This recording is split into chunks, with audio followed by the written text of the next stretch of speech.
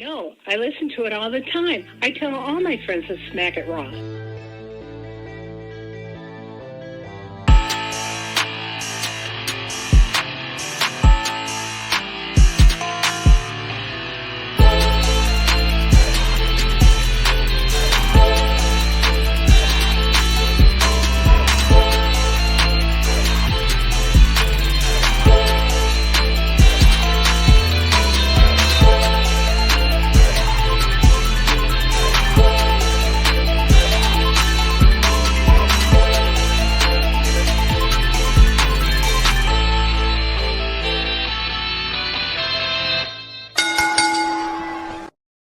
Following podcast contains mature content. The views and opinions expressed by the host are not necessarily those of the host. Listener discretion is advised.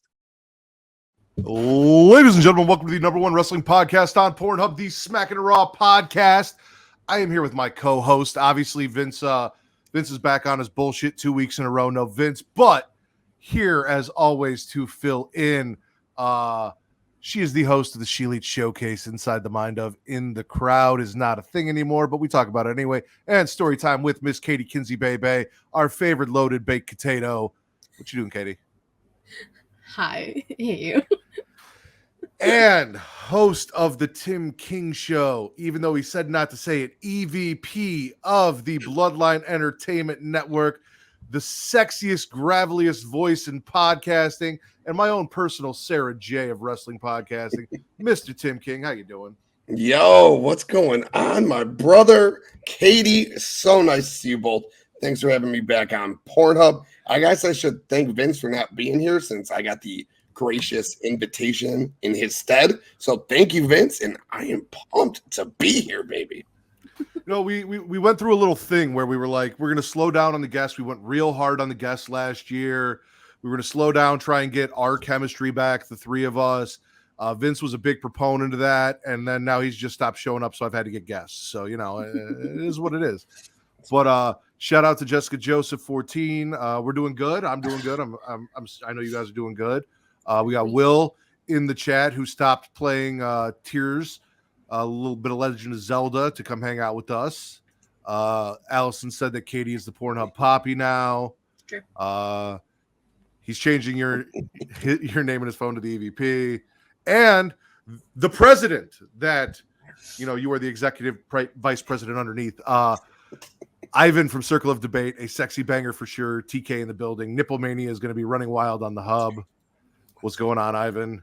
And Devin showed up too. Look at that. Speaking of sexy people with sexy voices. I got him all embarrassed on that stream you guys did when I talked about how I wanted him to, you know, read obituaries to me in that voice and still be sexy. He's got a beautiful voice. He does. He really does. Those very smooth, velvety nice tones. But I've been doing good, guys. Everyone's doing good? Yeah. Happy? Great. Yeah. Doing great. I'm happy to be here. Like I said, happy, see your face. I got to meet you. Yeah. That was awesome. I randomly said in our chat, like, my fucking PlayStation hasn't worked in 9 months. You're like, I got an extra PlayStation. Let me check with the wife. Shot on over, got to give you a hug, fucking met you for 30 minutes. I mean, is there anything better than that? So that was cool. And the house is way more done already than it was when you came over. So when we hook up again, probably next month, you'll be able to come check that out because I'm doing something every fucking weekend. Beautiful, bro. I said to you, congratulations. I didn't say it live, but damn, you're putting in the work in that house, dude. It's beautiful, man. Beautiful. And our soulless Ginger Bakley is in the chat as well. What's up, man? Dirt Sheet Dan is here. Katie, you happy? You doing good? What? Are you happy? You doing good? Yeah. Okay. Why? Well, I know you had a little bit of solo action last night. Now it's Devil's Three-Way again for you. So I didn't know, you know, all that back to back. How you're feeling? Little solo Katie last night for about what, 30 minutes, 40 minutes? Yeah, Solo Katie 4. It's the fourth one this year. Yeah. Me too. What do you got for us for news and rumors, Katie? Not a lot. Actually, it was not Allison's fault. I did hit up Allison. Things happened. She couldn't join me. It was okay. It's fine. A lot of surgeries have been happening. Eddie Kingston got hernia surgery this past week. It went well, according to his Instagram post. Bobby Roode just got his second neck fusion this year on his birthday, or like around his birthday, so that kind of fucking sucks.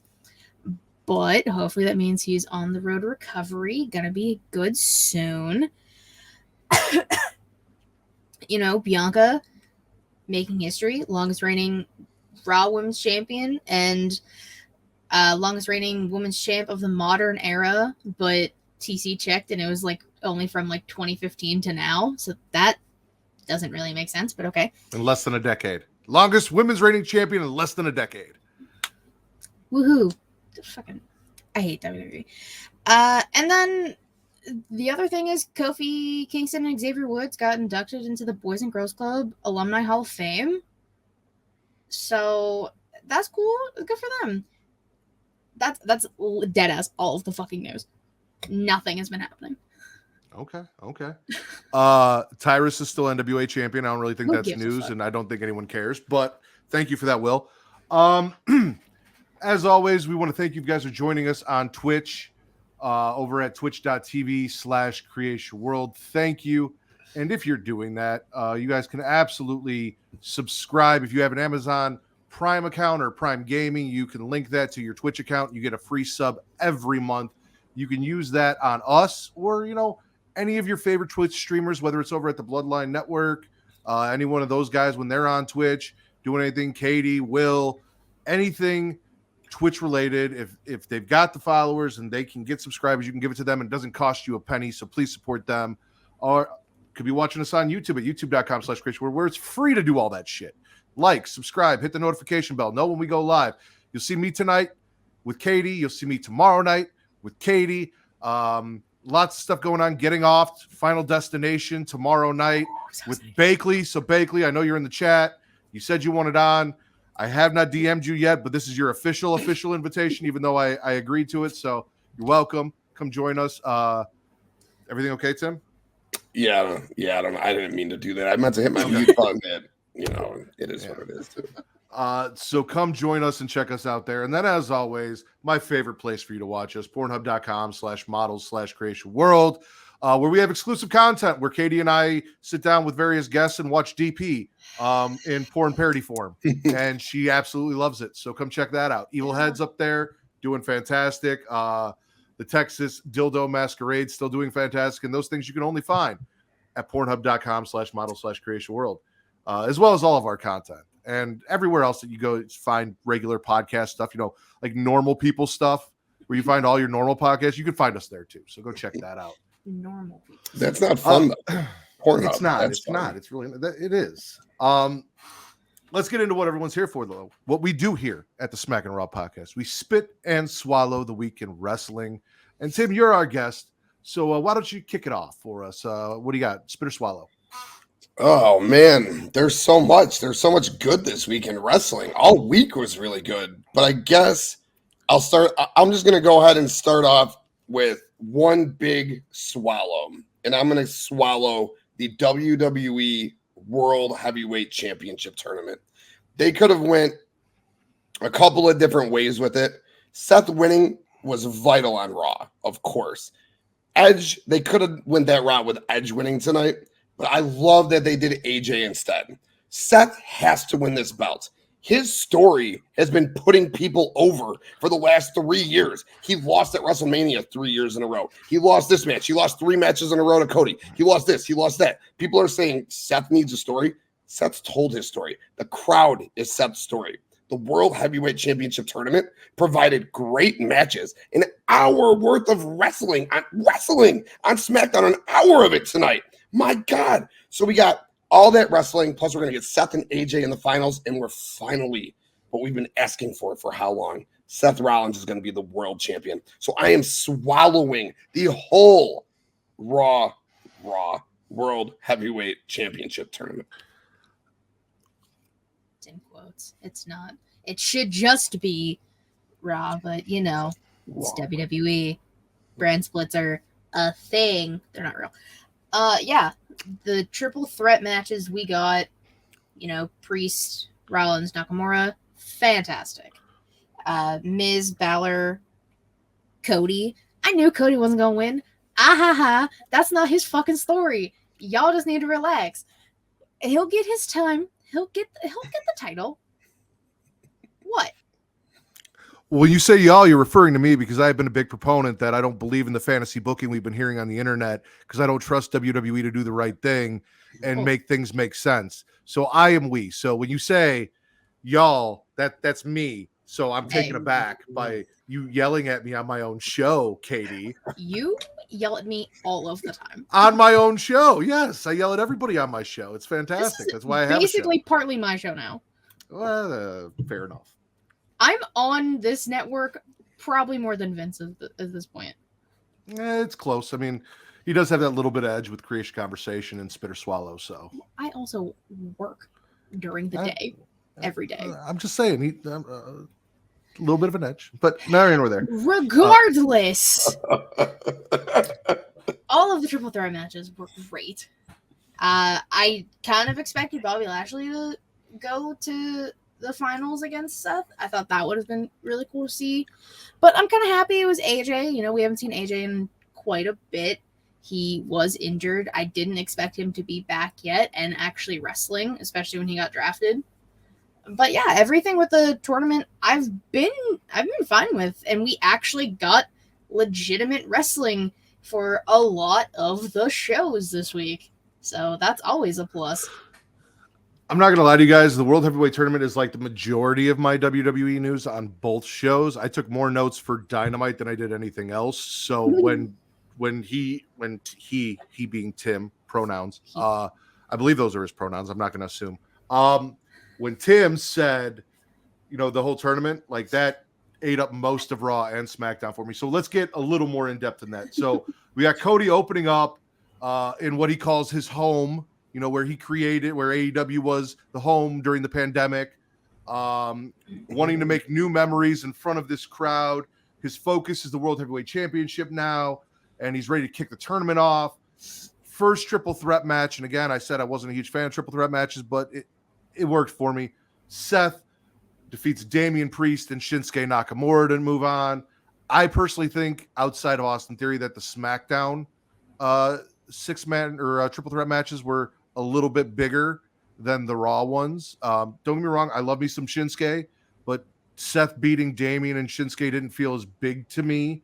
Same thing with Finn defeating Cody and The Miz because of the way Cody went out as like the opening match on SmackDown. But Finn defeats Cody and The Miz. Brock obviously not happy that he got busted open and looked like it was that time of the month all over his face. Maybe Sable went for a ride. Who knows? Took out Cody. Finn gets the win. Brock puts him through the announce table. Asks Cody, what do you want to talk about now, bitch? Yeah, he definitely said bitch.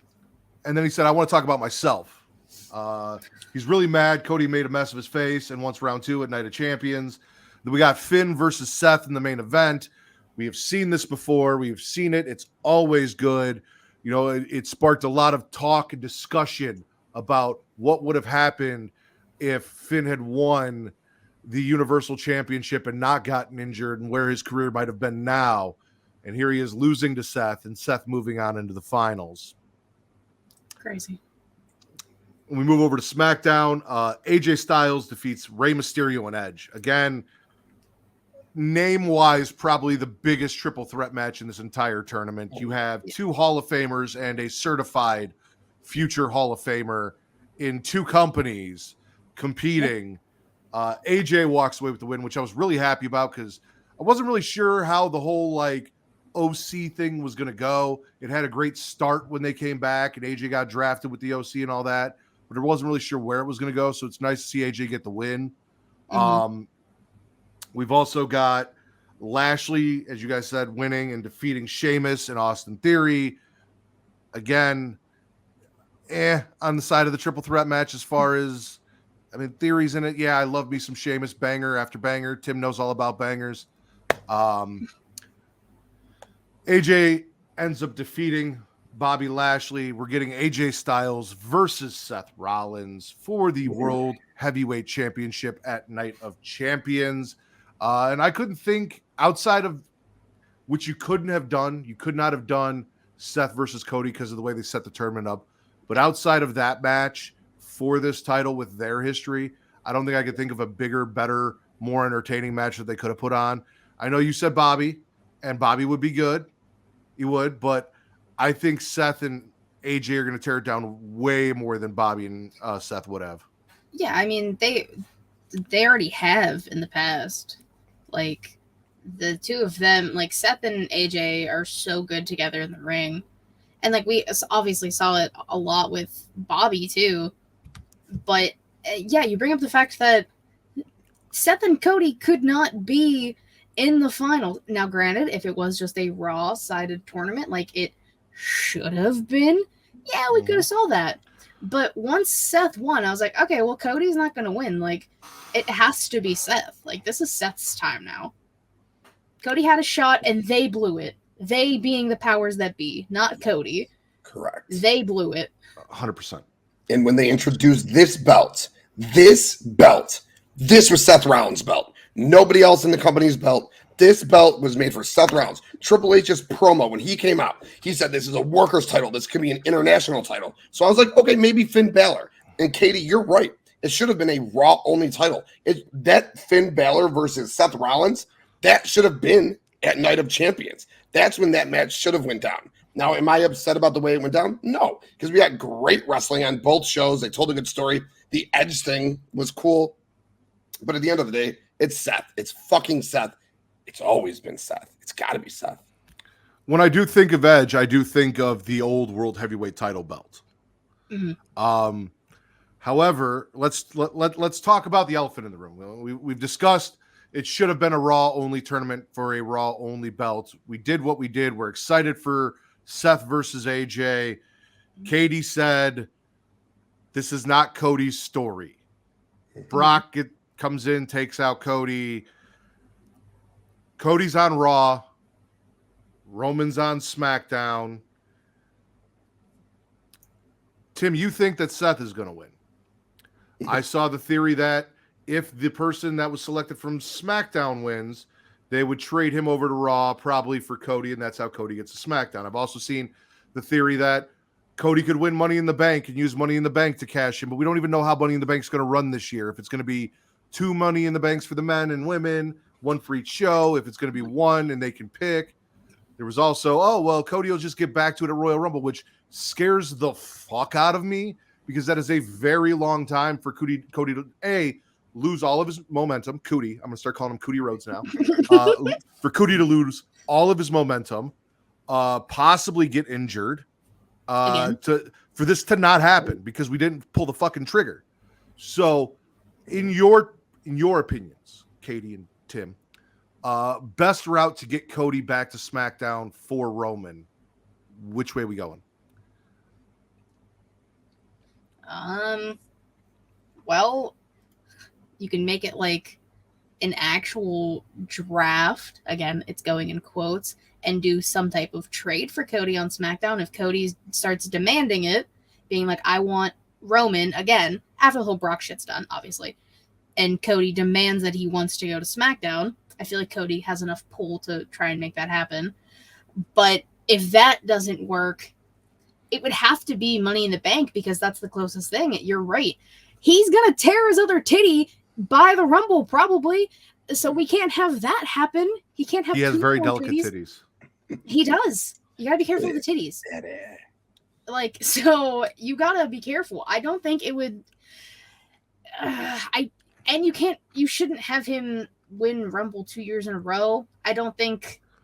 I like having like different people winning.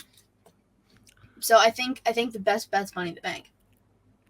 Well, I agree with you on the Rumble thing.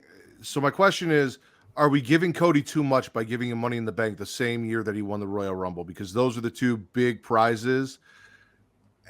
And was it kind of a waste having him win the Rumble if the end goal was going to be the Money in the Bank?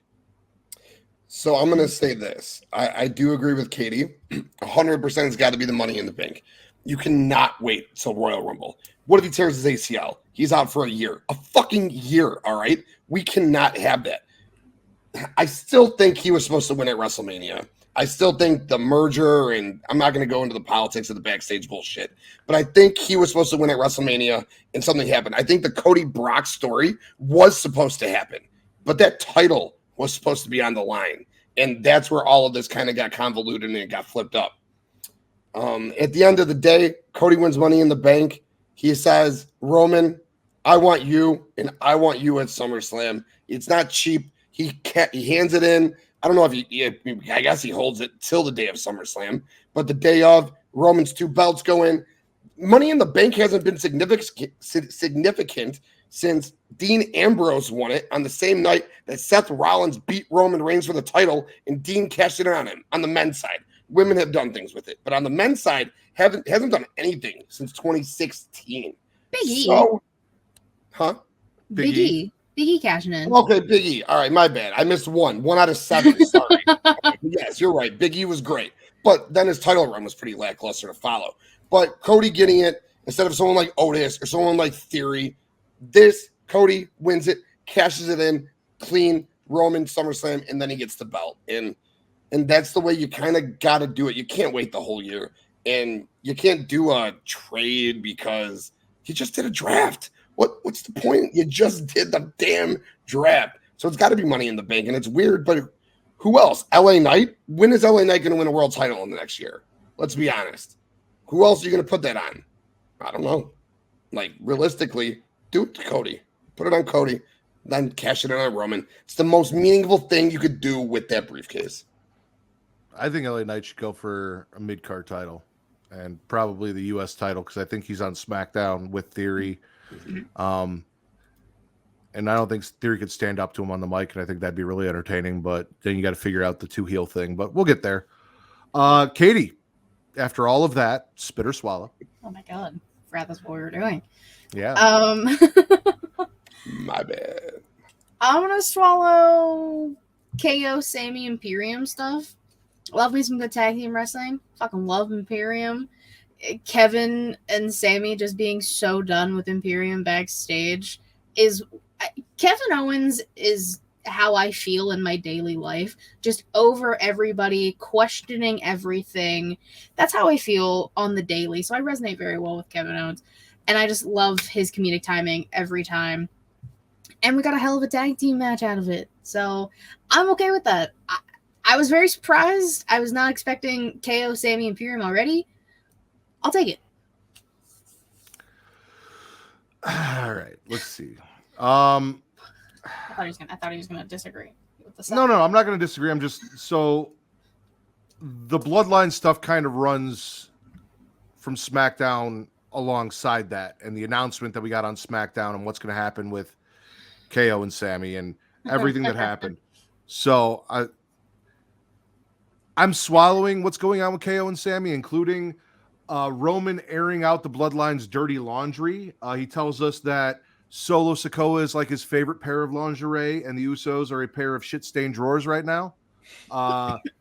Jimmy is not taking this conversation seriously at all, but you can see that Jay's got battered woman syndrome going on in the background, and he's just like looking at the floor, waiting for what's coming. Roman does his little Goodfellas impression and shoves Jimmy. Jimmy's getting ready to get in his face, and Jay's like, no. He's hit me before. I know what's coming. Calm down. I'm sorry. Daddy, I'm sorry. I didn't mean to. Just, can you give me another chance? We'll figure it out. And Roman's like, no, Paul, tell him what's going to happen. And Paul Heyman walks out and says, at Night of Champions, after pulling some strings, it will be the tag team championships on the line, Kevin Owens and Sami Zayn versus Solo Sikoa and Roman Reigns. And then Roman says, and we're dedicating this match. Mind you, he said, how dare you dedicate a tag team match to the greatest single superstar of all time? That doesn't make any sense. Then he says he's dedicating it to the greatest tag team of all time, the Wild Samoans, Afa and Sika, and looks his cousins in the eye as he tells them, you're not as great as your uncle and your daddy, or my uncle, or your uncle, my daddy, and your other uncle, because their daddy's Rikishi. Yeah, They're so all everyone's it's Roman's daddy. Yeah, you're not as good as my daddy. He was a better tag team, and just really embarrasses the Usos while setting this up. And this gets to living on the Tribal Chief Island is blissful. This gets to something that Allison asked us earlier on. There's a lot of things that need to be fucking figured out, and it's not getting figured out fast enough for me. I don't know what's going on with the tag team titles. We have 2 sets of tag team titles, and they're doing another match for both sets of tag team titles, not for the SmackDown Tag Team Championships. Now, mind you, Night of Champions is not tomorrow, so this may change. Something may happen, whatever. But this is, as far as I know, for both tag team titles, which means that if Roman and Solo do win, Sikoa, both tag team titles are then going to go to SmackDown. So what are we fucking doing here? Rhea Ripley is on Raw with the SmackDown Women's Championship. Bianca Belair is on SmackDown with the Raw Women's Championship, having a celebration. We'll talk about those separately. We're not going to get deep into that.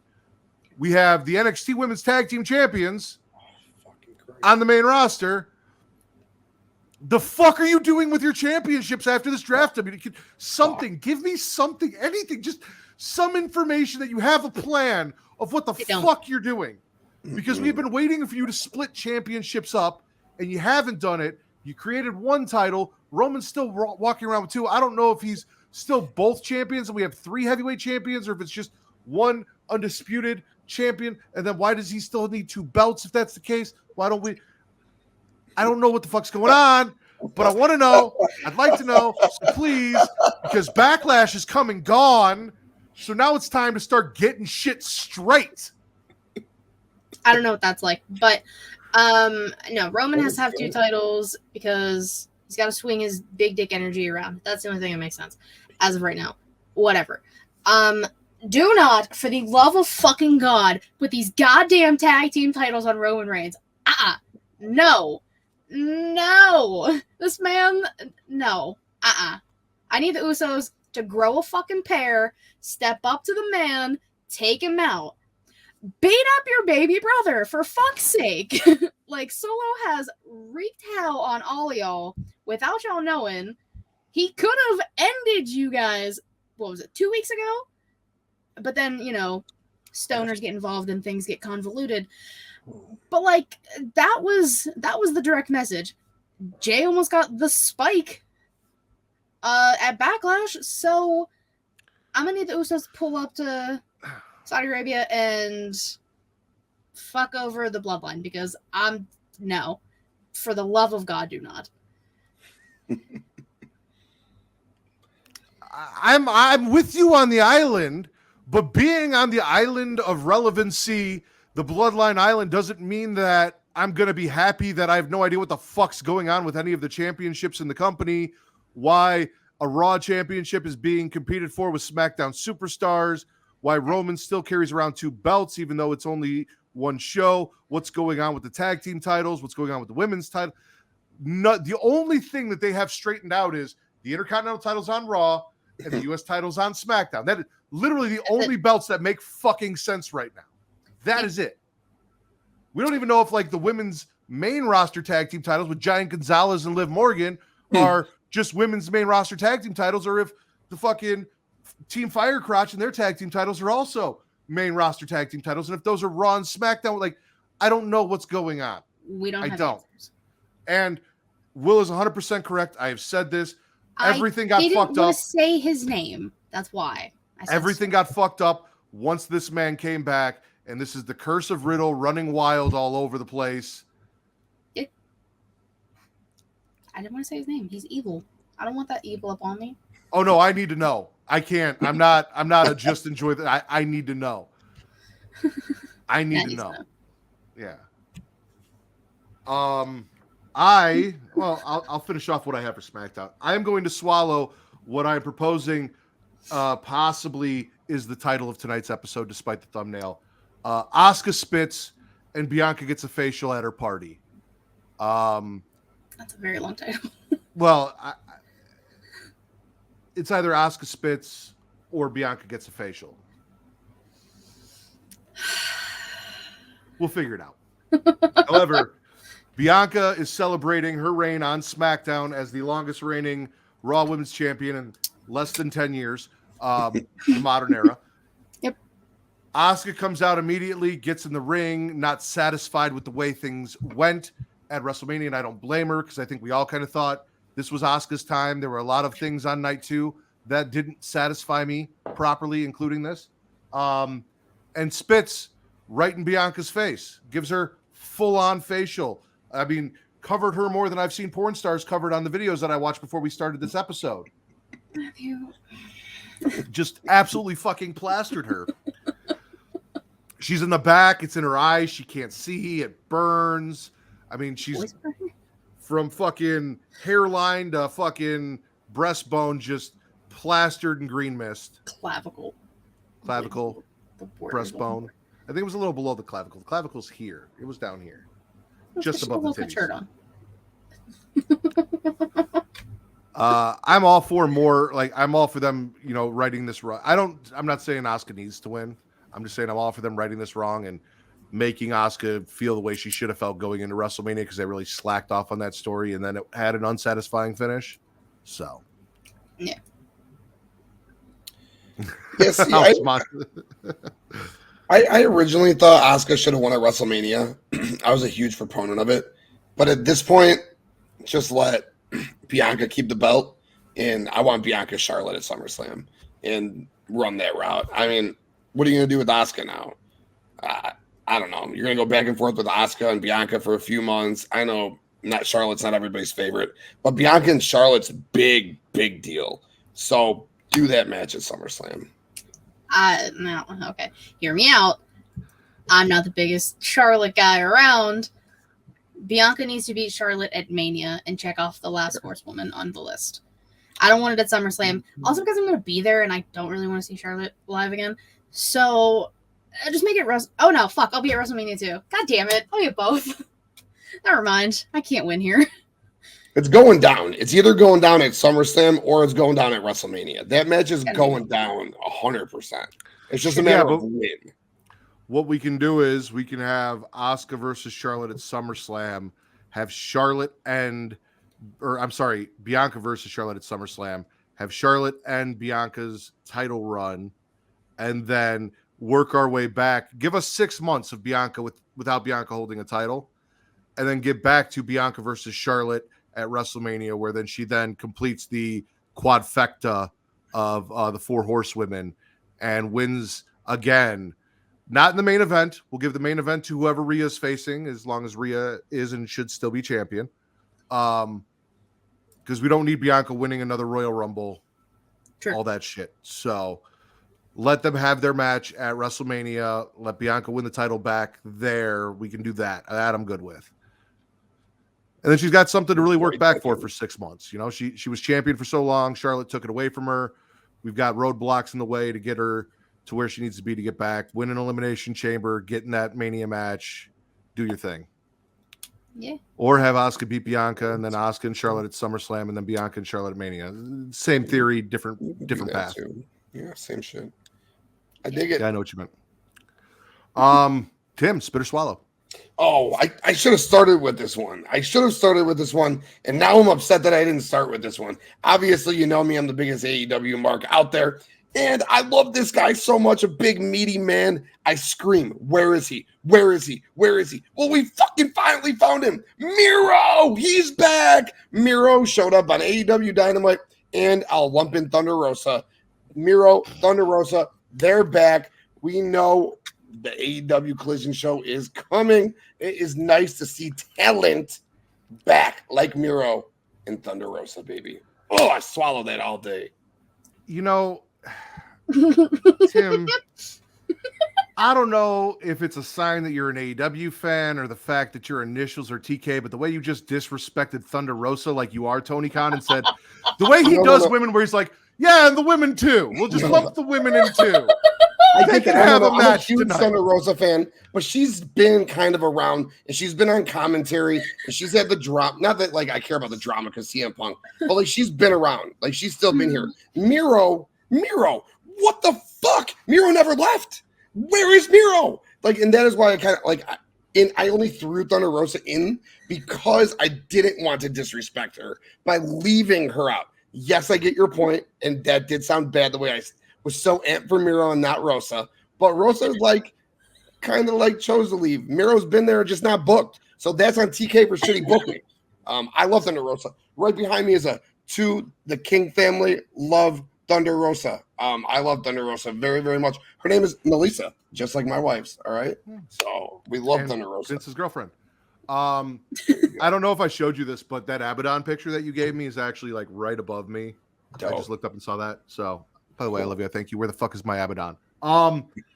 So while we're talking about that, because yes, Miro is back and Thunder Rosa is back, and it has me very excited for something that I'm probably not going to get.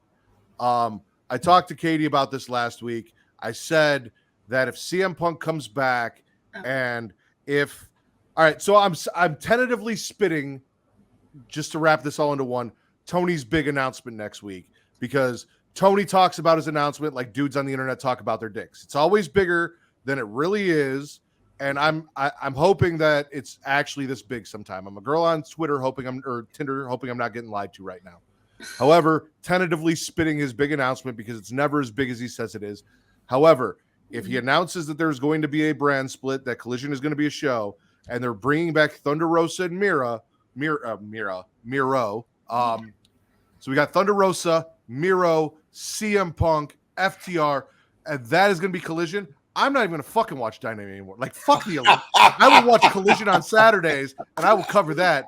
Put House of Black over there. Just put all my favorites on Collision. The people I like. You can have your Kenny Omegas. And what I might tune in for the BCC. I love me some BBC. I'll tune in for that. However, maybe the Outcasts. I love them too. I'd love to see, them over there.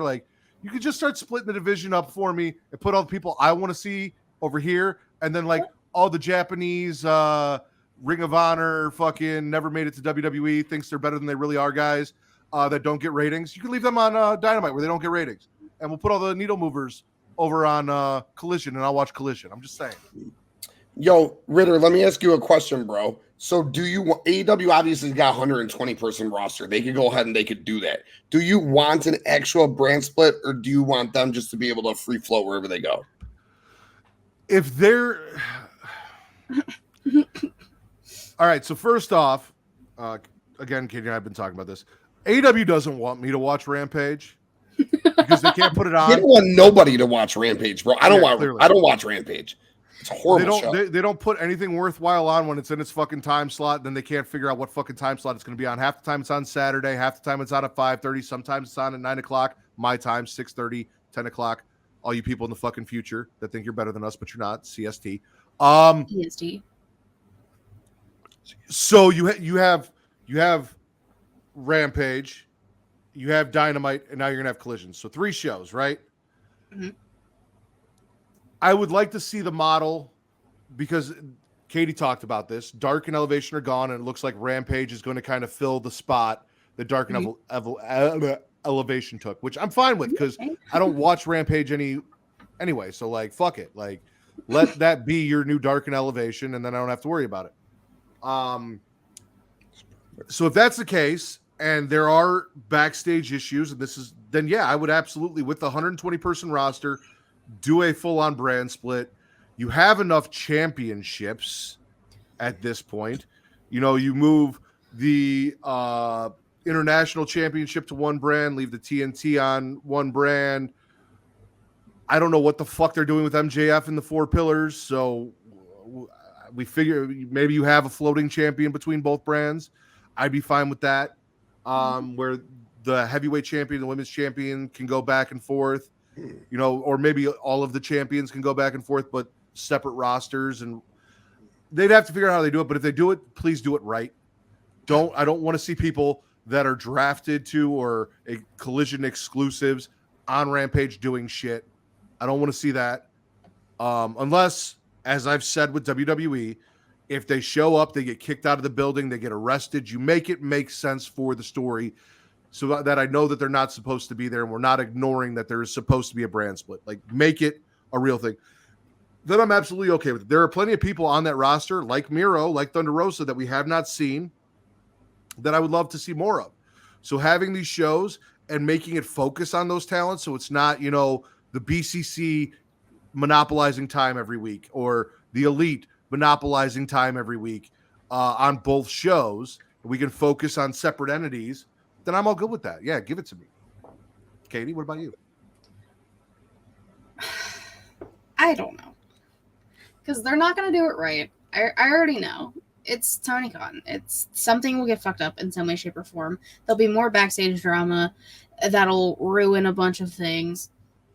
I was surprised to see Miro. That I did not expect in any way, shape, or form. I heard no rumblings. And same for Thunder Rosa. Nothing. Last I heard, she was still dealing with her back issues. Miro just hasn't been on TV. So I was very surprised. But once I saw them, I was like, oh, okay, so CM Phil's show is going to get some Miro and some Thunder Rosa because they're not... They really just said, I'm here. I'm going to demand some time with Tony Khan, Poppy Khan, as Thunder Rosa said. Or Poppy Tony, sorry. No, I'm excited because then if Thunder Rosa does not go to Collision and she stays on Dynamite, I would love to see the interactions with her and Britt, which Britt said she will work with her. Like, she has said it on numerous occasions. It's work, and she will deal with it. But if she plays into the Outcasts, Homegrowns thing, because a lot of people have speculated where she would go in either side of those. So I'm excited, intrigued to see. Tony Khan's big announcement is going to be just him being like in a pre-taped thing backstage. Oh yeah, there's going to be a new show on Saturdays. We've all known this for about 3 months. You just got to catch up here. So Katie, can I spit something really quick, if that's okay with you both? And it's going to be in the same topic. I'm spitting the fact that this man made a fucking big announcement for a big announcement. Who makes an announcement for a fucking announcement? Just make your fucking announcement. If you want to wait a week, bro, just say, I got a big announcement in 2 weeks. And make your fucking announcement in 2 weeks. It fucking baffled me. I got a big announcement. I'll get it in a week. Bro, we know you got a big roster. The announcement. You cater to smart fans. We know you got a big roster. We know what you got going on. Just make the fucking announcement, guy. I agree. If you told me, if I had to choose, and you said, all right, you could tune into this show, you'll get to see Kenny Omega and the Young Bucks and John Moxley and Daniel Bryan and Chris Jericho and all of his bitches. Or you tune into this show, and you get CM Punk, FTR, Miro, and Thunder Rosa. I'm watching the CM Punk show every time. I am. Like I said. Nothing. Oh, what's up, Bill? And while you're here, Bill, man, condolences live here on the air to you and your family. Unfortunately, he lost his nephew today. Thoughts and prayers to you and your family. We love you. Nothing but the best for you, man. But if I had to choose, I'm choosing the CM Punk show. And it's not anything. I have said that Kenny Omega has never impressed me as the person that everyone hyped him up to be since he's been over here in America. And they're like, oh, well, it's his show. He was an EVP. He started this with the Young Bucks. Like, he should be able to wrestle and be the best bout machine and put on all these things. And I'm not going to lie, like the main event, when we talk about it, I enjoyed the shit out of it. Like, it wasn't bad. But Kenny, to me, is not a star. He's not someone you put a title on and, it could be in movies or TV show. Like, he doesn't have that presence about him. He is a really good wrestler, but he's not a fucking superstar. CM Punk is a superstar. That's why when he was on the show, the ratings were better than they ever were. And why when he went away, the ratings have not been as good as they were when he was there. It is what it is. Miro's the Redeemer was one of my favorite fucking gimmicks AEW ever had, and I don't know how they dropped the ball. I don't know why we don't have Miro with his hot, sexy, flexible wife on TV every fucking week. I don't get it, but whatever. Problem is he needs to act like a star, but he's holding back. I don't think he knows how to act like a star because I don't think he's a great wrestler. He is fantastic. On the mic, subpar. in my honest opinion. He does not have, at least for the audience that he's in front of, the ability to be that, because being a really good wrestler isn't enough to be a superstar. A lot of really good wrestlers. And his character work is subpar. He has done nothing in the States in his 4 years in AEW to show his character work.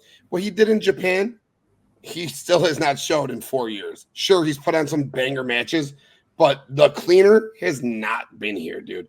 I said before AEW started, this man would need to go to WWE to be it, like to be on the level of AJ Styles, to be Seth Rollins. He ain't it. He in this company, again, I love AEW to death, but Kenny Omega ain't it.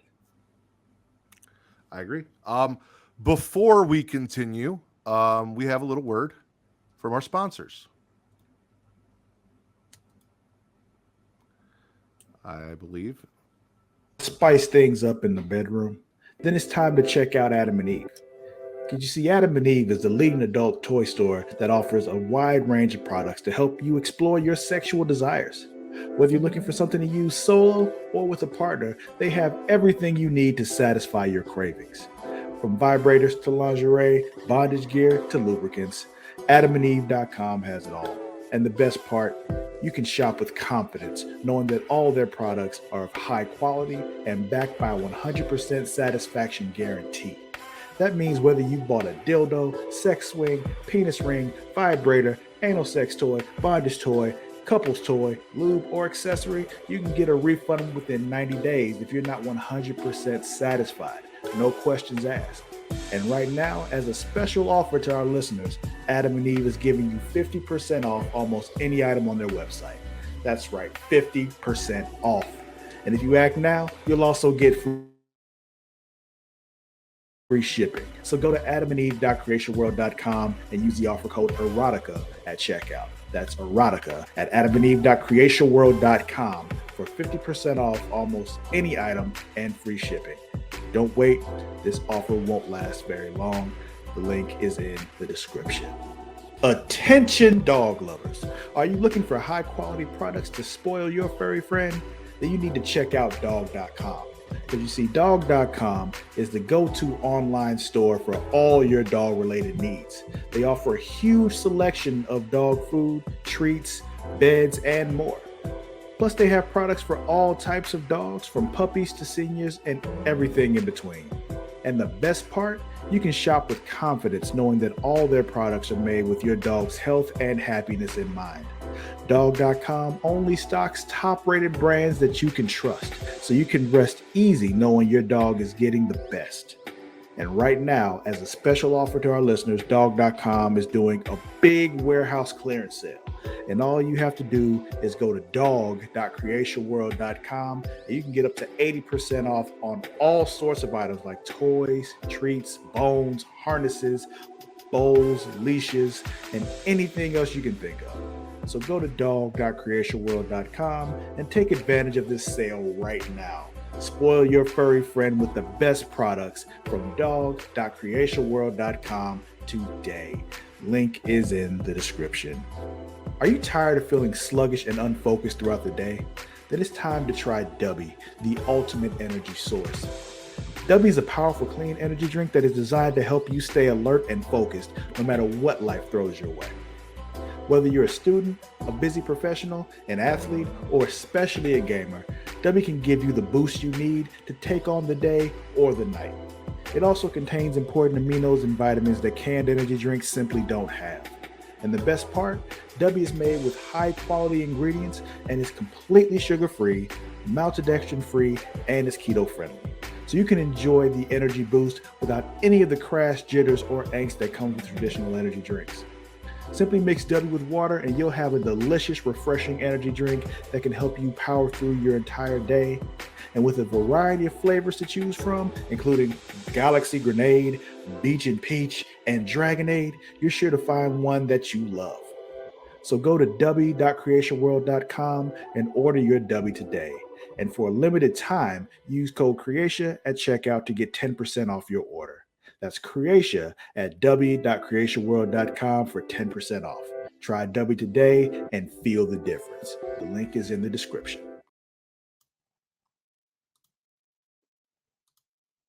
Yeah. Killer stuff. Wow. There's your surprise. And the chat loved it, so. My God.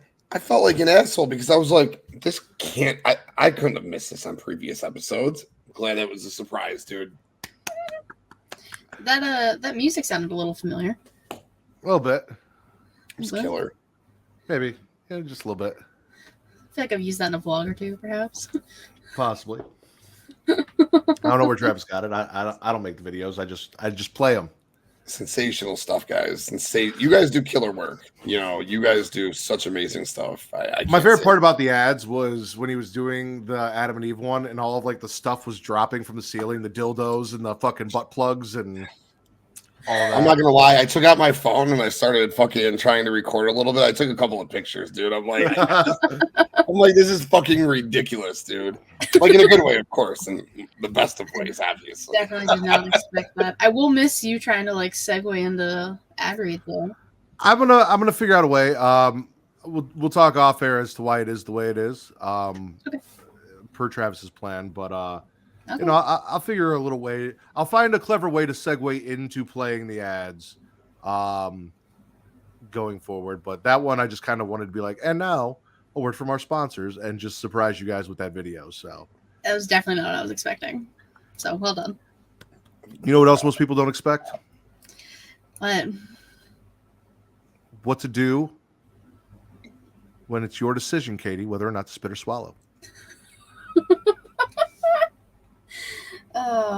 Okay. Well, since you phrased it like that, I'm swallowing Rhea Ripley.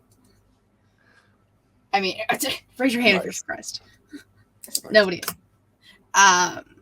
Mommy all day, every day, twice on Mondays, because that's the show she's on now. She had a match. I'm not excited about Natty being involved. I don't care about the boat, the fucking Titanic. I don't care.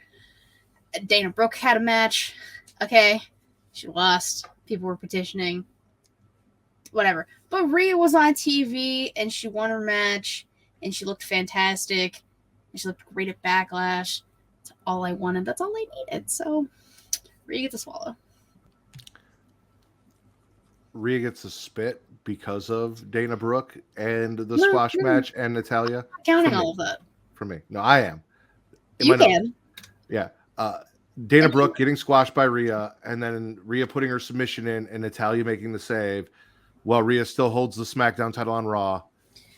All a spit to me. You know what? I have 7 spit. I have 7 total spits this week, and because wrestling was just so good, I had to like try to find them. At the top of my spit list, fucking Natalya. Fuck off.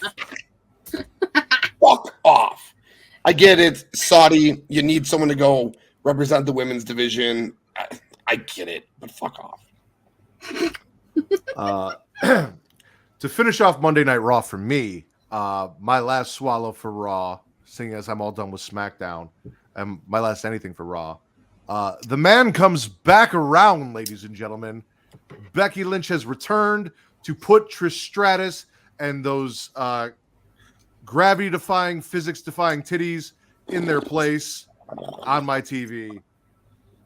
And I absolutely loved it. Trish talking shit, Becky just there behind her, ready to go.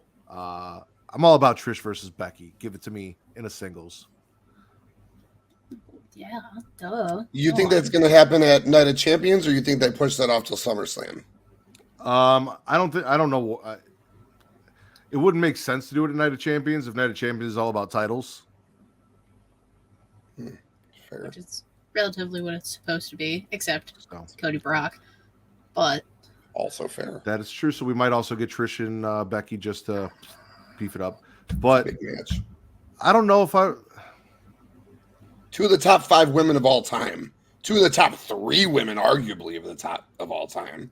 It's the venue. It's the location of Night of Champions that I'm not 100% sure I want to see that match in due to the restriction. At SummerSlam, close to Canada. Doesn't that make a lot more sense? It does. I agree. I'll be there. Please. Just saying. Please. I want it. Mr. King, spit or swallow. Okay. let's go back. Let's go back to Dynamite for sure. And I'll just go with the big one in the main event. And I'm going to go with Don Callis's heel turn on Kenny Omega. I don't necessarily think it's to join the BCC, but Brian made a very fitting comment. He doesn't know why he did it, but he's glad he did it. Konosuke Takeshita has fought Brian hard. He's fought Claudio hard. He's fought Moxley hard. He's bled with them all. Then the BCC made him bleed. Maybe Don Callis wants Takeshita to train with real fucking fighters, not amateurs like the Elite. So I am swallowing the fucking screwdriver to the forehead of Kenny Omega. I mean, I could have called this turn from like years away. Don Callis is a fucking carny piece of shit for a reason. Like, he lives that gimmick to a T. I fucking can't stand Don Callis in any way, shape, or form, just in general. But no, like, well, the match itself was really good. I don't like Kenny Omega or anything like that, but Kenny going through the cage with Mox and his leg, I didn't like that one at all. I got scared because I was like, Kenny just came back and he's held together with like fucking thread and needle. It would just be kind of annoying and then put all of this on hold longer because we're gonna get Elite BBC shit. So if Kenny got hurt, then I would push this back. So we didn't want that. It took, 2 minutes for Mox to bleed?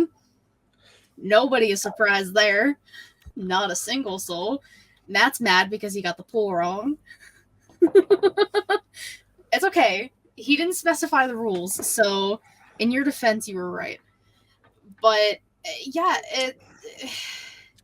I'm very intrigued to see where, if Kota Ibushi comes back in some capacity, Takeshita in Matt's case. I'm very intrigued to see where all of this goes and what type of stadium stampede, anarchy in the arena type bullshit we get with this. Because it has to be. I'm interested to see who and what Dakota Ibushi is all about. Would be very interested in that. Mm-hmm. Also, take a shitter needs to shit or get off the pot and figure out who he's with. Is he with Don or is he with the Elite? Is that what he wants? So I'm swallowing the whole cage match. It was a car crash of broken glass, twisted metal, and Mox's blood as usual, as you guys said. People shoving things down into Kenny's face, and like Mox with the turnbuckle, or if you look at our thumbnail, something definitely else not that. That you can get from AdamandEve.com. The screwdriver to Kenny's head, all that. Did anyone else notice that Kenny has yellow armpits, and I'm not sure why? What? I made a note that Kenny had yellow armpits. I don't know if it was like a bruise, but it looked like his armpits were yellow as shit. And I'm like, you dirty motherfucker. How do you get yellow armpits? Is it like a waxing thing, or? I don't know if it's a waxing thing. Maybe it was a golden shower in the back before the match to get him ready. He's a golden lover. Maybe he likes golden showers. Maybe that's part of the golden lovers. Like, it is what it is. Is that the golden rule? The golden rule is the golden shower before a match for the golden lovers. There we go. I wish that wasn't too long for a title because that would be fantastic. Wow. That would be great. It'd be like a sentence across your screen. You know what? Because of what it is, I think tonight's title is just going to be Rule 34 with that thumbnail. Okay. Episode 293, Rule 34. I really enjoyed the match. Like I said, Kenny is a really good wrestler. I don't think he's a superstar. I don't think he's a megastar. I don't think he's the person that you hang an entire company on. But he's a really good wrestler. He put on a really good match. He probably lost a testicle. So, sucks to be him for that in the cage spot. But the match was entertaining as shit. You got, the young buck. There was a point where I don't even know what Mox and Kenny were doing because we just focused on the Young Bucks and the BCC brawling and, them talking shit to Bryan Danielson and stuff happened on the rampway. And we just forgot that there was supposed to be a match. Again, I lost the over-under because I said over 5 minutes because I thought it was going to start when the brawl started, not when the bell rang. So I got fucked by Will, and not in the way I enjoy Will. This was not a pleasurable fucking on your part, but neither here nor there. Swallow. God, that's a hot video. I hope that's on Pornhub somewhere. Please share the link. It's in the Patreon. You can get a small taste of it if you go watch the Evil Head watch along. Don't do it. Don't do it. Are you pulling Will's hair a little bit, or how's that? Obviously, it's not the other way around. You have to watch. I had a beard there. He could have tugged on the beard. That's true. It was before I trimmed it down. Actually, it was the rack that was there, so it would have been the rack's beard, but no, here nor there. And he's got some hair, so there you go. Katie, spit or swallow? I'm swallowing. Yeah, I guess I'm swallowing it. Tiffany versus Gigi. I really want Gigi to win. I know you're gonna spit it because you want Gigi to win, but like realistically, Tiffany's probably gonna win the whole fucking thing. Tiffany or Cora Jade. That's because Roxanne already had her time with the title. It's probably not gonna go back on her. That's probably what's gonna happen is Tiffany. I mean, I do like Tiffany now. Since she came back, she does have one hell of a moonsault, way fucking better than Charlotte. She fucking smokes her. But like, I just really wanted Gigi to win. But like, I still liked the match. I mean, so much women's wrestling on NXT. Which is why I'm spitting it, Katie, is because not only did Gigi lose, but what the fuck are we doing? Like, Gigi Dolan can't buy a win. You know, she's got that giant Instagram famous ass that's probably worth $10,000 fucking dollars if it's insured. And even with that money, if she cashed it in, she couldn't buy a fucking win right now. And I don't understand why she's constantly losing to JC. Now she's losing to Tiffany. She didn't even make it out of the first round of the tournament. Like, I'm fine if Gigi doesn't win the whole tournament. Okay, whatever. But she loses in the first fucking round. There was nobody that we could have put her against that she could have beat. And then moved at least to the next round and lost to Tiffany. Like, what the fuck? Like, she could have beat Fallon. She could have beat Kiana. Like, you could have beat JC. You could have just done Tiffany Roxanne and JC Cora or JC Gigi right there and then in the first round on the same side. Yeah, pull the trigger right there. So that was a spit for me, Katie. However, I'm going to swallow from NXT. Braun Breaker saying fuck the fans and fuck this interview. He's going to put Trick in the same hospital that he put Mello in. Mello sees that, gets up, leaves the barbershop, even though he promised he wouldn't. And the barber's like, hey, you probably, shouldn't go anywhere. He does. The big bad booty breaker breaks Trick, wins the match. Mello tries to save him and then gets his booty broken. Why does my man have to keep going for these goddamn springboards? Mello, baby, what are you doing? You're getting your ass speared in half every fucking time. Mello gets his booty broken. Also, another good title. True. So many listen, things. I enjoy Mello Braun. I'm really enjoying heel Braun. It was the change of pace that he needed. Mm-hmm. I think heel Braun and heel Cora together could be really fun.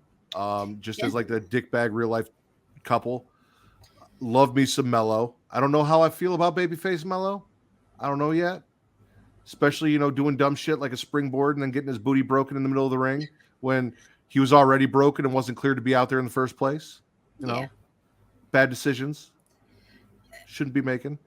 Yeah. Mello don't miss, but he got hit. That's the title. Everything we say now is just the title. Yeah. Keep writing them down. Mello don't miss, but he got hit is definitely way too long for a title. So yeah, I'm swallowing that. Katie, yeah. you wanna swallow Mello? Yes. Braun? Yeah. Trick Williams too. Fuck yeah. I'm actually very impressed with Trick Williams. Like, he put on hell of a match with Braun. Because we don't really see Trick wrestle. He's just Mello's right-hand man, so he's just mainly on the mic. But Trick can go. I was actually kind of impressed. What? Have you spit yet this episode? No. Are you planning on spitting at all this episode? Yes. Damn it. Why? Because as you were talking about that, I had a thought for an actual like real title that I thought would be fantastic. Episode 293, Katie Swallows Everything. Oh, oh shit. Well, maybe we'll see if we get to my spit. I had to run it by you though. I can't just make that the title and not get your okay on the title. But I think Katie Swallows Everything is a fantastic title. So I mean, like I said, if we don't get to my spit, then that is technically a true statement. Okay. Tim, what about you? You swallowing everything? You got some spits for me? No, I'll go ahead and spit. I won't keep swallowing. There is, just like I said, a couple of spits, obviously the Rhea Natty, but that's not what I'm spitting. I'm spitting Christian Cage, Christian, whatever the fuck you want to call yourself. Why the fuck is this man the number one contender for the TNT championship? You had War Daddy take the belt off of that big, beautiful man, Powerhouse Hobbs. So you had all that meat, right?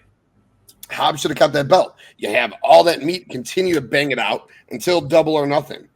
Instead, Wardlow versus Christian. Are you fucking fist fucking me? You tease me with Wardlow versus Luchasaurus, which I'm okay with, right? I love Luchasaurus. He's a great big guy. He works at big guy, 6'4", but for that company, he's a big guy. He works great in the ring. Now he's a good heel. He's got a good look. Fucking Christian. Fuck. Big time spit. I agree. I just put spit. Christian's promo didn't hit. Like he was fucking up. It didn't work for me. None of it made sense. I was not a fan of anything Christian had to say. So that was my spit. But you didn't make it. You're just. I technically did not make it. That is true. I'm agreeing with Tim. I'm getting real fucking sick and tired of Christian bringing up these people with some daddy issues. As somebody with daddy issues, I'm getting real fucking sick and tired of this man. I wanted Evil Barney versus War Daddy. Now I'm getting Christian Cage with the Peep Show with the question mark is great.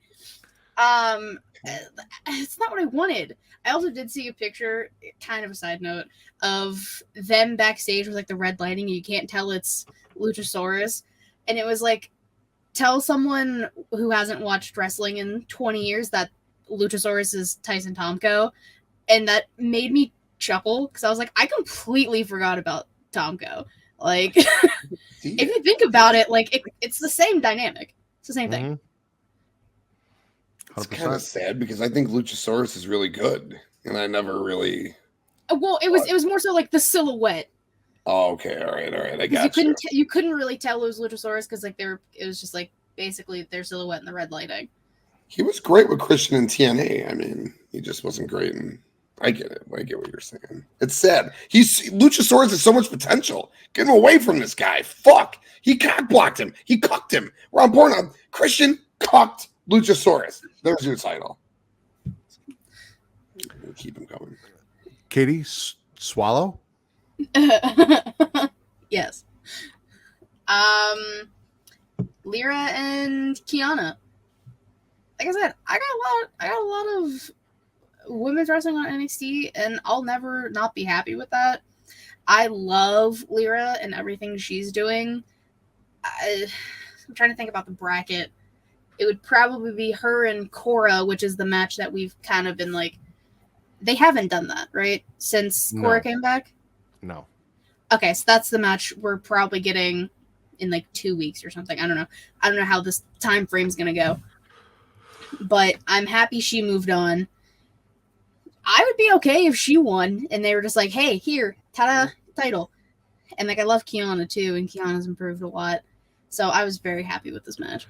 So if I'm not correct, the next matches are JC Jane and Roxanne Perez and Fallon Henley and Cora Jade. Yeah. Mm-hmm. Which means what we could do is we could have Cora finally get one over on Roxanne to move on. They would fight in the finals. Yeah. Why would they fight in the finals instead of Lyra and Cora? Because Lyra and Cora are on the same side. Sorry, Katie. They're on the same side of the bracket. Yeah, Lyra and Cora would be the semis. Roxanne and Tiffany will be the semis. And then it's just a matter of, are we getting Tiffany versus Lyra, or are we getting Cora versus Roxanne? And then it's either going to be Cora winning or Tiffany, like Katie said. So that's however they're going to pull that. Okay. Okay. I'll finish off my NXT notes. I'm swallowing the family challenging Gallus at the pub because I love me some Tony D'Angelo and Stacks.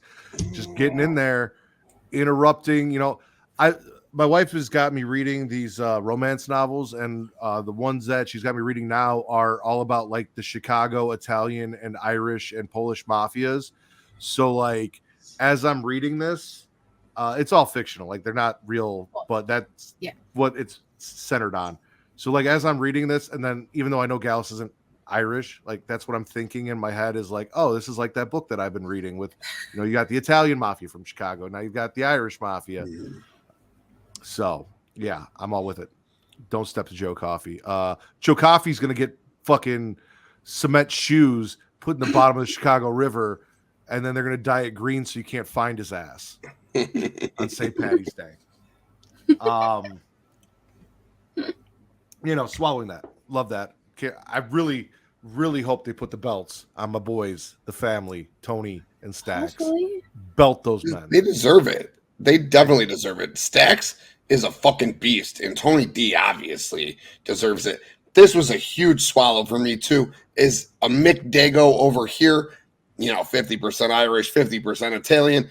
The old days, I could never be a made man, right? I'd never be a rat like Henry Hill, but I could never be a made man because I'm a 50-50, half Mick, half Dago. But man, these people didn't like each other back in the day. Your romance novels are right.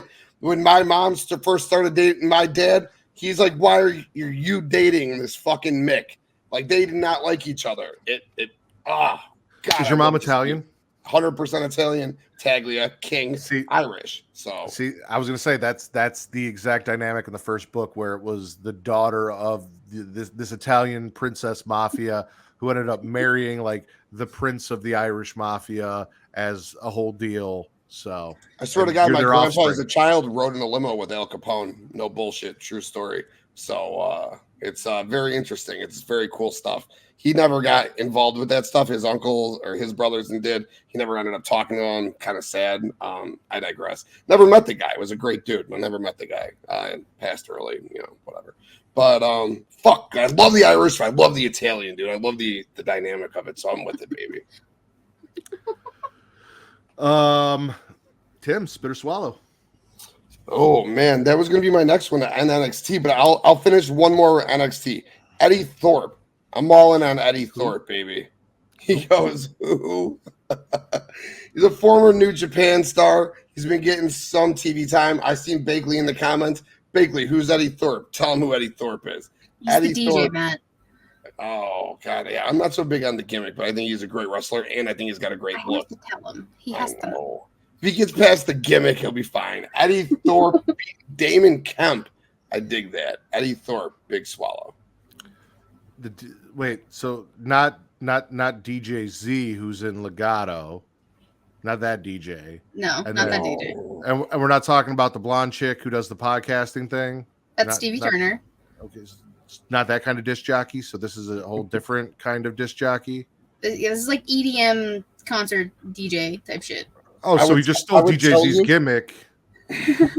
I would tell you his name was Carl Fredericks previously, but I know that is the lamest fucking name I've ever heard in my life. Right.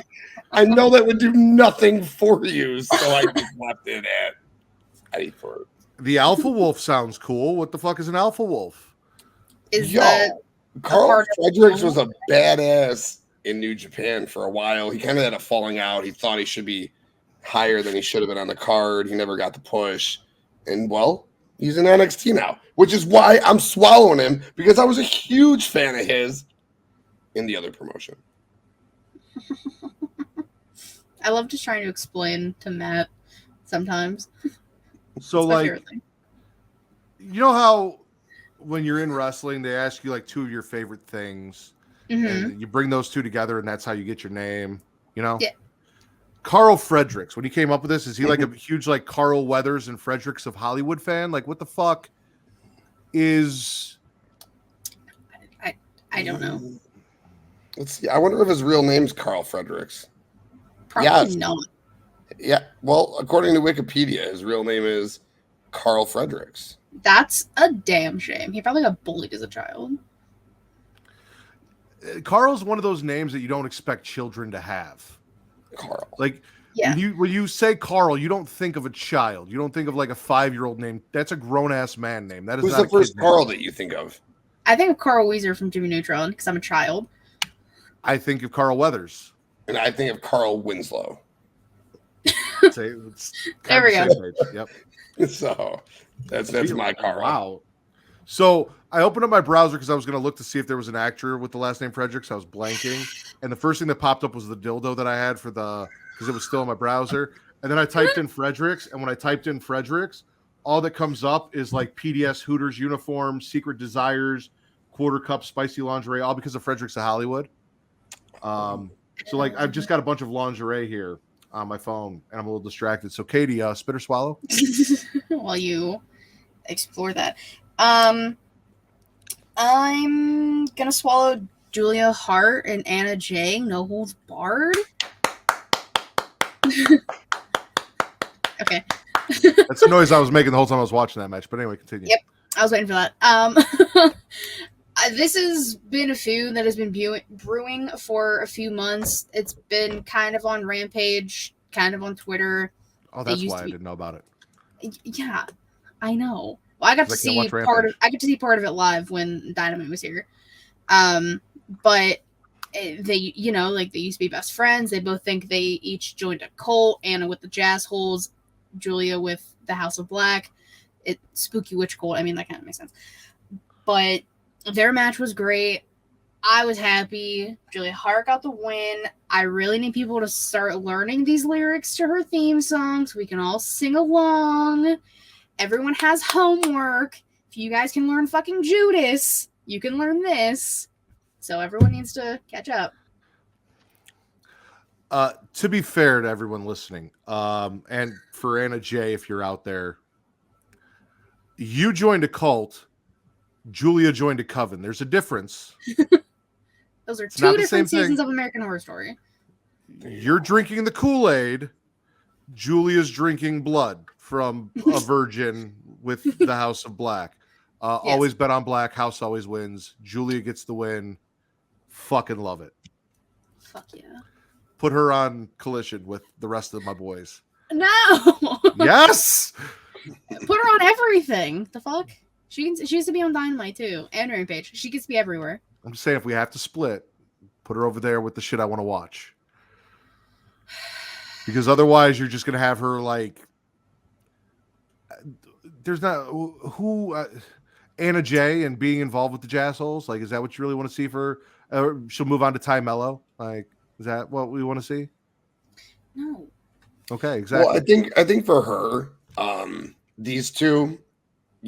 Again, I said earlier, Tony caters to the smart fan of the people who are the internet. These two are real life best friends. They had like this social media beef with each other via real life. That's just a joke. It's all kayfabe. So the fact that they were able to transition it to TV is fucking awesome.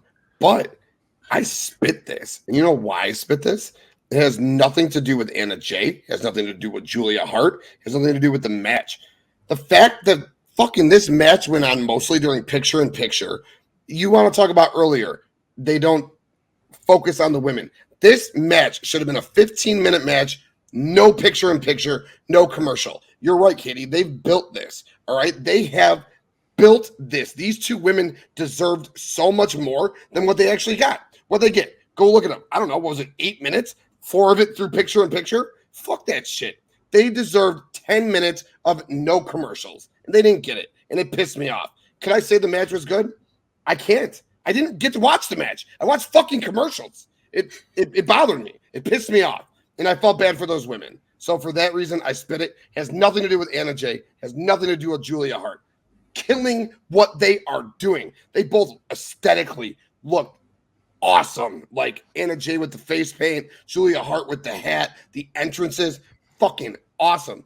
But why? Give them more time. Fuck. Say what? Say what? Say Why what? does it loop? Say what? I don't Stop. So aesthetically, I have questions about Julia Hart's ring gear though. It was a little questionable. I was a little confused, but like I kind of liked it. Julia, we could do better. We have done we can do better. We have done better. We can do better. But other than that, she just switched up. You know, switched up for the match. No holds barred. You know. Well, we're talking about women in AEW because there's not a lot to talk about because they don't feature them. I'm going to spit the fact that nobody's getting a title shot against Jamie Hayter because she's tied up in all of the Outcast stuff. While I get it and I understand, it just sucks that the women's title is kind of brushed to the side and you have women that aren't being able to be featured or used in a title picture with Jamie Hayter because Jamie Hayter's with the Outcast and we're focusing on all of this. You know, as much as I love the Outcast, I love Tony, I love Ruby, I love Saraya, and I love Jamie and Britt and Sheeta, and that I wish the title wasn't bogged down in this, that this was something outside of that, or Jamie wasn't bogged down in this. And we had someone else, like, I mean, I guess not Rebel, but like, I don't know, Riho, where was her and her fucking giant metal pipe, like something to fill in for Jamie so Jamie can go do other shit. JD. Because like Jamie, I said Jamie. I also said JD. That's not important. Like Nyla Rose isn't doing shit. Willow's on TV taking losses. Where the fuck's, speaking of aesthetics, Sky Blue? Can we have her back on my TV anytime soon, please? Anytime soon? Soon? Now? Tomorrow? Tomorrow Saturday. Tomorrow on Rampage. Hey, put Sky Blue. Tell me Sky Blue's on Rampage Friday. I will watch Rampage. Just saying. Actually, I don't know if she'll be on. Wait, now I'm kind of curious. Let me check. She won't. I'm gonna look out of curiosity. Katie, It's probably not gonna tell me. Yo, it's that time of the show where you're in charge. Tim will go, then you'll go, and then I'll be back. okay. So Tim, spit or swallow. Oh, cool. Katie. Oh, so I got a couple of goodies left for sure. But I'll go back to Monday Night Raw. I love this woman. She is a fucking tank. All right. Zoe Stark. And what a debut for Zoe Stark. It sucks that she had to run through Nikki Cross. I don't know what that means for Nikki Cross in her future because Zoe ran through her. But I love the debut. They made Zoe look really strong, and I like that. Yeah, definitely like the fact that they're doing really well with showcasing and utilizing the NXT call-ups. Like, Zoe had an interview and then a match. Pretty Deadly showed up on SmackDown and, you know, Yes Boy their way into a match for next week, which I love Pretty Deadly.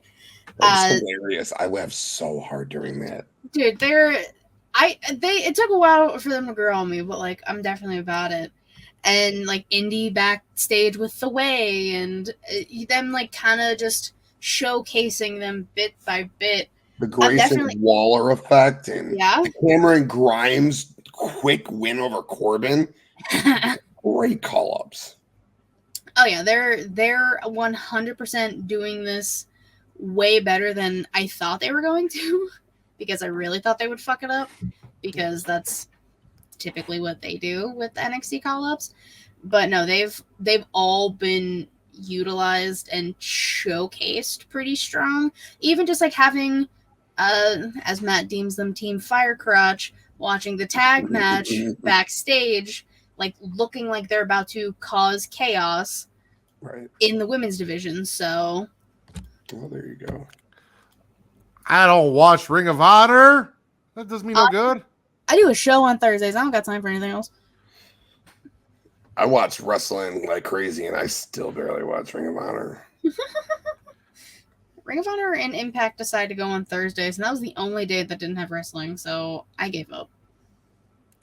You know, Katie, swallow? Yes. God damn it! I'm really just like, yep. You know, we were on the topic of House of Black, I'm swallowing the, what is it actually called? The open house. Yeah, open house match. I called it like 4 different things yesterday. I don't fucking know what I was saying. Lights out, somebody called it because like the lights were dimmed. You called it House Rules. I was close. I don't know. I liked the match. I like the fact that the now deemed Best Amigos, because Orange Cassidy is just a tired champion and just a tired man, which same. Renee also agreed. But it was, average or best friends, as you call them, and Bandito, and their rule, because every trio gets to create their own rule for these matches, is they said no witches allowed. No but like witches ringside. No spooky witches ringside. Julia Hart just finished her match. I was like, oh, Trent, baby, you blew it. It would have made more sense after the fact, but I digress. I loved the look of this match, having just like the light on the ring and the competitors, like you could tell an audience was there and you could hear them, but you didn't really have to see them. I loved the aesthetic of that, and I can't wait to see them do more of this. And House of Black is getting more TV time, as they should, as your trios champions. Agreed. I still don't feel like Malachi is the focal point that I think he should be of the group. But I mean, it is a trio steal. I really would like some emphasis put on how important my boy Malachi is, and the fact that this is his group and all of that. But fun idea. No spooky witches ringside, which could have also been a title, but we're going with Katie Swallows everything. Question mark. With the question mark. With the question mark. So yeah, I mean, I'm with you, Katie. I'm about it. As you should be. You too, Tim? You about it? Who isn't about the house? They were off of my TV for 3 weeks. It fucking pissed me off. Cheap plug. I do AEW power rankings over at BloodlineNetwork.com every single week. House of Black, when I started them 8 weeks ago, were number 2. They had gotten so much TV time, they had fallen all the way to number 13. They're back up to number 12. But fucking Christ, 3 weeks off my TV? Stop it, Tony Khan. That's why we need Collision. But yes, I am swallowing hard the match and the stipulation. And anytime Bandito's on my TV, I'm fucking swallowing. So all of it. I've got 2 swallows left, and I can't believe both of them are on my list. Because they both involve people that I generally always spit. I'm going to swallow FTR Lethal Jarrett with Mark Briscoe as a special guest referee. The way all of this played out, Dax getting alcohol in his eyes, accidentally, doing what I like to do when alcohol's involved, shoving a man between my legs, and then planting poor Mark Briscoe on his head. Poor Mark Briscoe. The fact that Mark, even though I don't care about Jeff Jarrett, I don't care about Jay Lethal. I understand that Mark is friends with Jay Lethal. He's friends with FTR. They built this camaraderie through their battles, the Briscoes versus FTR. So this being for the ROH titles, which he was holding and had to relinquish, so on and so forth. And no, it's for, is it the ROH? Yeah, it's for AEW. They don't have the ROH ones. Yeah. So, but still being involved in this whole tag team shenanigans, making the match, being the special guest referee, being torn between 2 friends, and all of that, I'm about it. So I'm swallowing that interaction, side spit the fact that Jeff Jarrett is here. Fuck Jeff Jarrett. It's fair. Big time. I hate him. Stupid prick. Yeah. So this one, I got one. I'm gonna call it a spit, but the match itself was my bad. The match itself was fire, all right? But I'm calling it a spit because I want to complain. AEW should be AEW. ROH should fucking be ROH. A double Jeopardy match. What the fuck is a double Jeopardy match? They told us during the match, but who knew what a double Jeopardy match was going into it? A ROH double Jeopardy match to start AEW Dynamite is the stupidest fucking thing in the world. I am spitting any fucking camaraderie relationship between AEW and ROH. ROH needs to fucking be ROH. Claudio, drop that belt, all right? Joe ain't on Dynamite. He ain't on AEW TV. He can hold belts over there. Lucha Bros. Either get them off of Dynamite or fucking get them off of ROH. The crossover has got to stop. I'm over it. An ROH double Jeopardy match to start Dynamite. Big spit, even though the match was fire. I agree. Yeah, I mean, I sure as fuck did not know what a double Jeopardy match was. I was like, what the fuck does this mean? But they did explain it. I guess it makes sense, but like it doesn't need to be a thing. And I agree, like it doesn't. Why are you starting Dynamite AEW with Ring of Honor? Utilize you have a Ring of Honor show now. Use it. Not just for random matches that nobody cares about. Like, it's stupid.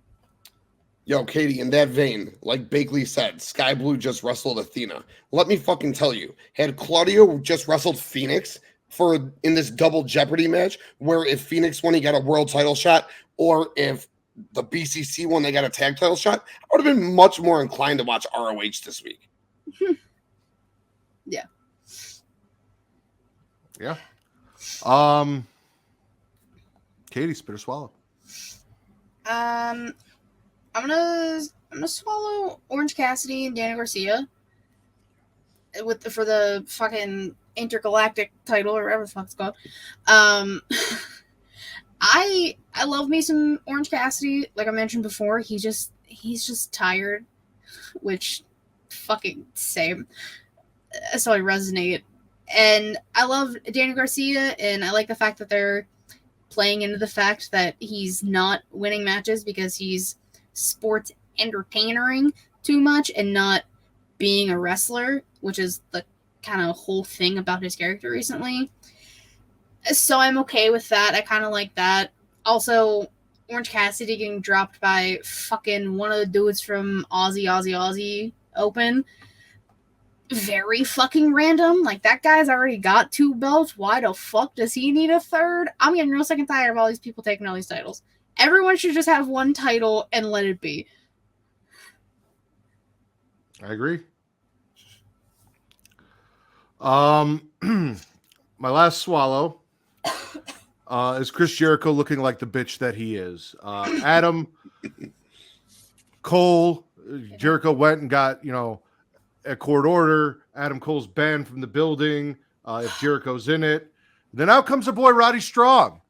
And Roddy's like, I'll fucking fight you. Jericho's like, oh, I have an army behind me. I have 50 men ready to fuck me in the ass with my beck and call. Roddy's like, oh, interesting. Because I also went and got a court order. And those 50 men behind you, they're going to have to fuck you, not next week. They're banned from the arena as well. So it's just you and me now, bitch. And Jericho looks scared. And I love a scared bitch-ass Jericho. As you should. Shitty little boots Roderick Strong is going to kick Jericho's ass next week. And I'm so fucking excited. Zaya of the Backbreaker is going to break some motherfucking backs. God. Roddy. My bad. Sorry. Wrong place, wrong time. I love Roddy so much. When he showed up 2 weeks or 3 weeks ago, you don't even understand school. Like, the little fucking kid in me, like, it's the internet ruined wrestling. I'll scream it to the day I die. Wrestling died when the internet existed. Roderick Strong showing up in AEW was one of the most genuine surprises I have felt in wrestling in I don't know how long. I don't even think people in WWE knew, to be honest with you, which is why it was such a fucking surprise. Like, when oh, God, it was fucking awesome, man. Love it. And we'll get Kyle back when his neck fuses. And, if they want to bring Bobby back, they can bring Bobby back, too. But I don't think we really need Robert Fish Sr. involved in this anymore. I'm just gonna be honest. Right. Yui right. was kind of better when Bobby was injured and Roddy Right. took over.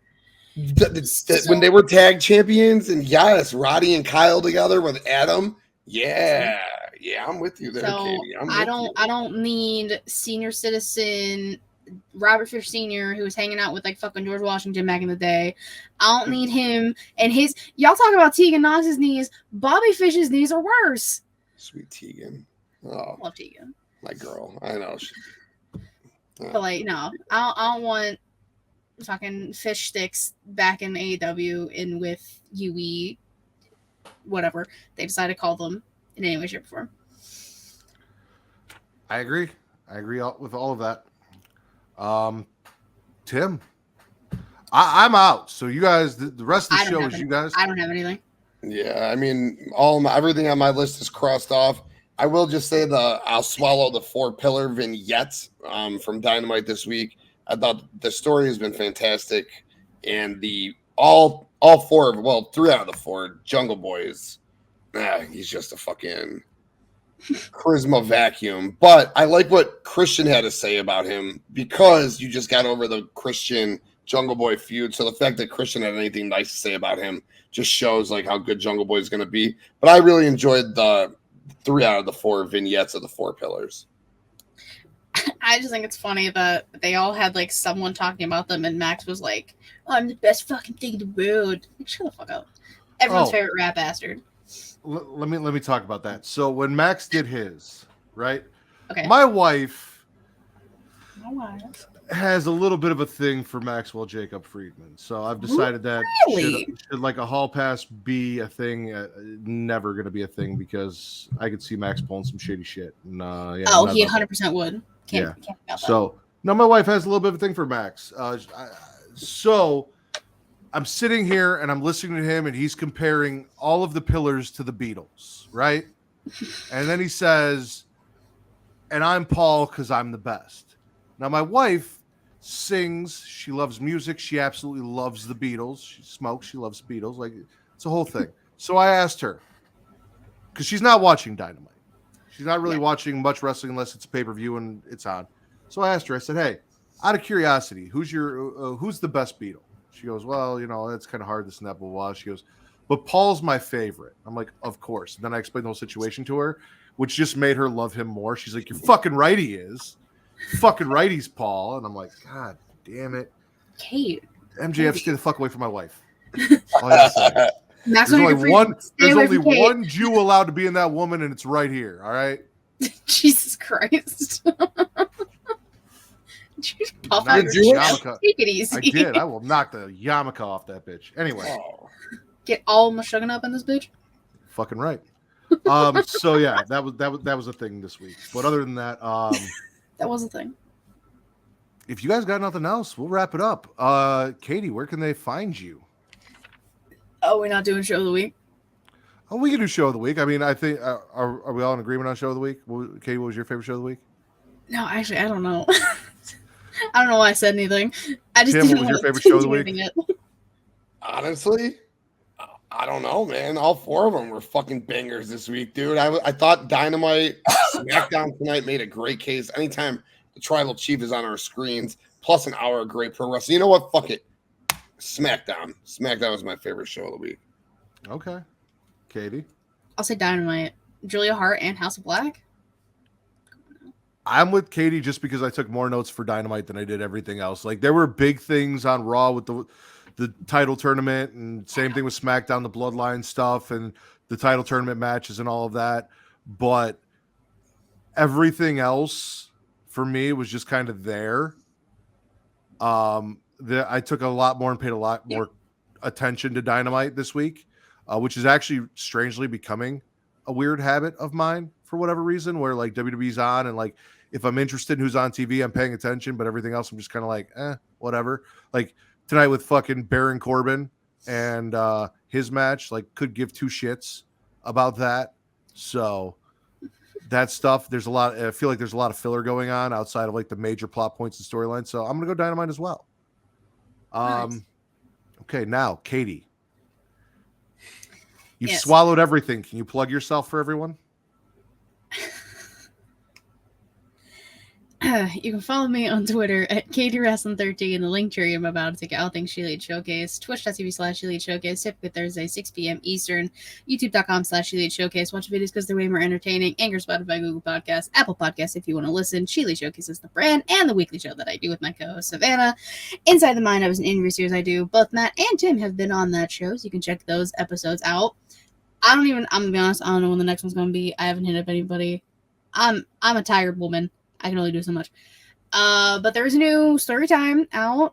First time I went to AEW, met Cody Rhodes, called me beautiful as he should. So that was fun. So that was a little story time I did. There's a bunch of shit on the channel. Go check it out. Everything's on there. Tim, what about you? I know you got That was impressive. a lot of things, a lot of holes to plug for us. So please plug them all. Oh God, I'd love to plug all your holes, Daddy. But damn, Katie, you're fucking impressive and you're amazing. And Matt, that was fucking weird. Ritter, thanks for fucking having me on, bro. It was fucking a blast. And Katie, thank you to you as well. You can find me at the Tim King Show on all social media. But most importantly, I don't give a fuck about myself. But if you want to find me, you can find the Tim King Show and everything I do exclusively on the Bloodline Entertainment Network. We're on YouTube. Just search it, the Bloodline Entertainment Network.